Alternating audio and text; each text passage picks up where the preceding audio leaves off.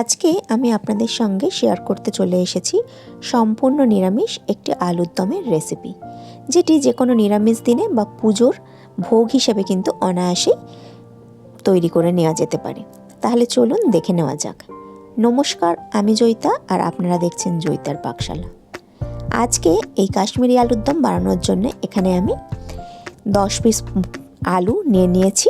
আলুগুলো আমি মিডিয়াম সাইজের আলু নিয়েছি এবং আলুগুলো আমি গোটা রেখেছি। আলুগুলোকে ভালো করে কেটে ধুয়ে পরিষ্কার করে নিয়েছি। এবার আলুগুলোকে সামান্য নুন দিয়ে আমি মিনিট 5 সময় একটু ভাপিয়ে নেব। যেহেতু এখানে আমি আলুগুলো গোটা রেখেছি, সেই জন্য কিন্তু আমি আলুগুলোকে একটু ভাপিয়ে নিচ্ছি। যতক্ষণে আলুগুলো ওদিকে একটু ভাপানো হচ্ছে, আমি একদিকে আলুর দমের একটা মশলা তৈরি করে নিচ্ছি। যার জন্যে আমি এখানে নিয়েছি 1/2 ইঞ্চি আদা, 5-7টা কাঁচা লঙ্কা, বেশ কিছুটা পরিমাণ নিয়েছি আমি কাজু আর কিশমিশ, 2 চামচ আমি নিয়েছি সাদা তিল, আর 3 টেবিল চামচ আমি এখানে দিয়েছি টক দই। এই সমস্ত কিছু দিয়ে আমি একটা মিহি পেস্ট বানিয়ে নিয়েছি। এদিকে মিনিট 5 হয়ে গেছে, আলুগুলো ভাপানো হচ্ছিল।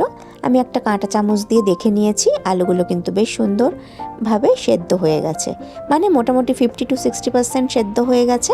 আমি আলুগুলোকে জল ঝারিয়ে তুলে নিয়েছি। এবার আমি গ্যাসে আরেকটা কড়াই বসিয়েছি এবং তাতে দিয়ে দিয়েছি সাদা তেল। তেলটা খুব ভালো মতো গরম করে নিয়ে এবার জল ঝরিয়ে রাখা আলুগুলো দিয়ে গ্যাসের ফ্লেমটা একদম লোতে করে দিয়ে মিনিট 5-6 ধরে আমি আলুগুলোকে ভেজে নিচ্ছি, যাতে আলুগুলো ভাজা হতে হতে পুরোপুরি সেদ্ধ হয়ে যায়। 5-7 মিনিট আমি আলুগুলোকে এরকমভাবে লো ফ্লেমে ভাজা করে নিয়েছি। দেখুন আলুর গায়ে একটা কিন্তু সুন্দর স্পট এসে গেছে, আর আলুগুলো বেশ সুন্দর সেদ্ধও হয়ে গেছে আশা করি। এবার আমি আলুগুলোকে তেল থেকে তুলে নিয়েছি। এবার ওই তেলের মধ্যেই ফোড়নে আমি দিয়ে দিয়েছি এলাচ, লবঙ্গ আর দারচিনি, আর দিয়েছি একটা তেজপাতা আর একটা শুকনো লঙ্কা। এই সমস্ত মশলাগুলোকে তেলের মধ্যে দিয়ে 5-7 সেকেন্ড আমি একটু নাড়াচাড়া করে নিয়েছি। মশলাটা থেকে সুন্দর গন্ধ বেরোতে শুরু করলে আমি যে তিল আর দইয়ের মিশ্রণটা বানিয়েছিলাম, সেই মিশ্রণটা আমি এর মধ্যে দিয়ে দিয়েছি। এবার গ্যাসের ফ্লেমটাকে আমি একদম কম করে দিয়েছি, দিয়ে মশলাটাকে আমি খুব ভালো করে কষিয়ে নিচ্ছি। যেহেতু এর মধ্যে কাজু বাদাম দেওয়া আছে, সেই জন্য কিন্তু আমি একদম কম আঁচে মশলাটাকে কষিয়ে নিচ্ছি, নাহলে কিন্তু কাজু বাদামটা তলায় লেগে যাওয়ার সম্ভাবনা থাকে। আর এই কষানোর সময় আমি এখানে দিয়ে দিয়েছি পরিমাণ মতো নুন, আর দিয়েছি 1/2 চামচ চিনি। সমস্ত কিছু দিয়ে মশলাটাকে আমি মিনিট 2 কষিয়ে নিয়ে তারপর আমি এর মধ্যে দিয়ে দিয়েছি ছোট চামচের 1 চামচ পরিমাণ ধনে গুঁড়ো আর 1/2 চামচ দিয়েছি জিরে গুঁড়ো। ধনে জিরেটা দিয়েও আমি মশলাটাকে এবার পুরোপুরি ভালো করে কষিয়ে নিচ্ছি, যতক্ষণ না পুরোপুরি তেলটা রিলিজ করে যায়। 3-4 মিনিট একদম লো ফ্লেমে খুব ভালো করে মশলাটা কষিয়ে নেওয়ার পর যখন মোটামুটি তেলটা একদম ছেড়ে দিয়েছে, তখন আমি এর মধ্যে দিয়ে দিয়েছি 1/2 চামচ পরিমাণ কাশ্মীরি লঙ্কার গুঁড়ো। আমি কিন্তু আজকে কোনো রকম হলুদের ব্যবহার করব না এই রান্নাটাতে। কাশ্মীরি লঙ্কার গুঁড়োটা আমি লাস্টে দিচ্ছি, যাতে কালারটা খুব সুন্দর আসে, অথচ একটু সাদা সাদাও হয় গ্রেভিটা। কাশ্মীরি লঙ্কার গুঁড়োটা লাস্টে দেওয়ার কারণ যাতে রঙটা খুব সুন্দর আসে।